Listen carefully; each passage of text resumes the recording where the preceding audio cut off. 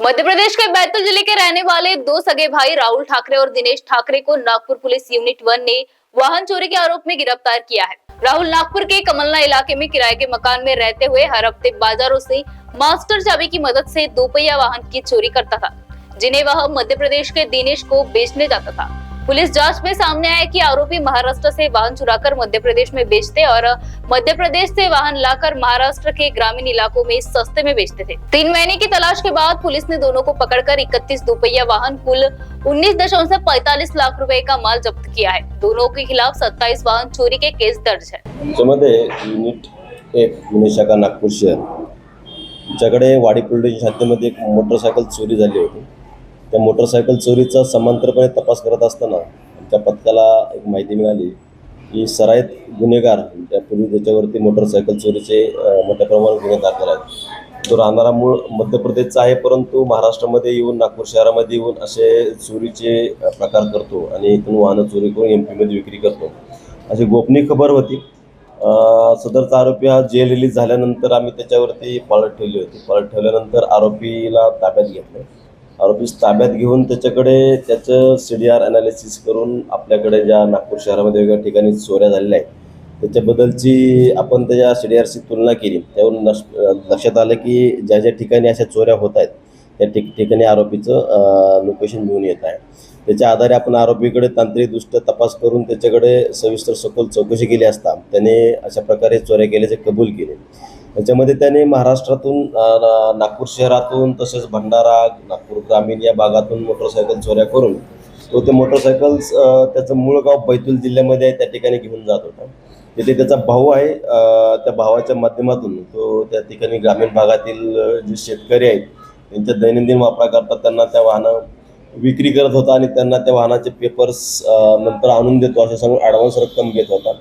त्याने अशा पद्धतीने महाराष्ट्रातून जेव्हा चोरलेल्या वाहनं एमपीमध्ये विकली त्याचप्रमाणे त्यांनी मध्य प्रदेशमध्ये देखील काही वाहनांची चोरी केलेली आहे आणि तिकडून चोरी केलेली वाहनं त्यांनी इकडं महाराष्ट्रातील काही ग्रामीण भागांमध्ये शेतकरी वर्गांना कमी किमतीमध्ये किंवा ॲडव्हान्स रक्कम घेऊन पेपर नंतर देतो असे सांगून विक्री करून चोरीचे मालाची विल्हेवाट लावली आहे। याच्यामध्ये आम्ही जो आरोपी मिळून आला त्याच्यामध्ये राहुल सुखचंद्र ठाकरे राहणार मूळ सातनेर जिल्हा तालुका आठनेर जिल्हा बैतूल MP येथील आहे आणि सर्व या वाहनांची विल्हेवाट त्याचा भाऊ दिनेश सुखचंद्र ठाकरे उर्फ खाकरे वय 37 वर्ष राहणार सातनेर तालुका आठनेर जिल्हा बैतूल येथील आहे।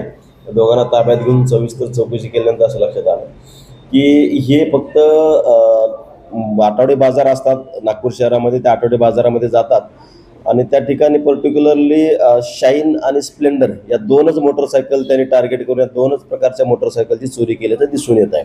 आणि चोरी केल्यानंतर त्याच्यामध्ये चोरी करताना मोटरसायकल डायरेक्ट करून त्या मोटरसायकल चोरी करणे किंवा त्याच्याकडे एक मास्टर की आहे त्या कीच्या मदतीने या गाड्यांचे लॉक्स त्याला ओपन करणं सहज शक्य असल्याने त्यांनी पर्टिक्युलर 2 गाड्या टार्गेट केल्या होत्या आणि या गाड्या आपण मध्य प्रदेशमध्ये जाऊन एकूण 17 गाड्या आपण त्यातून रिकवर केलेल्या आहेत पथकाने।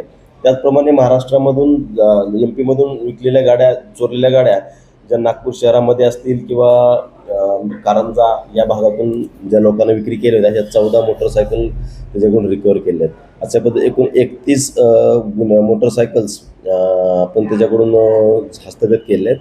त्याच्यामध्ये आतापर्यंत आपल्याला 27 गुन्हे दाखल असल्याची माहिती मिळालेली आहे। बाकी 4 वाहनांची आपण माहिती घेतो त्याच्यामध्ये गुन्हे किती दाखल आहेत का आणि त्याप्रमाणे गुन्हे दाखल करून पुढील कारवाई करत आहोत। अशा प्रकारे आरोपीचा रेकॉर्ड तपासला असता आरोपीवरती यापूर्वी 40 मोटरसायकल चोरीचे गुन्हे दाखल असल्याची माहिती मिळाली। त्याचसोबत नागपूर शहराचा गुन्हे अभिलेख तपासला असता हा आरोपी या नागपूर शहरातील इतर 9 पोलीस स्टेशनमध्ये वेगवेगळ्या गुन्ह्यामध्ये पाहिजे असल्याची माहिती मिळाली। अशा प्रकारे आरोपीकडून एकूण सध्या 31 वाहने हस्तगत केली आहेत, 31 गुन्हे त्याच्याकडून डिटेक्ट केलेले आहेत।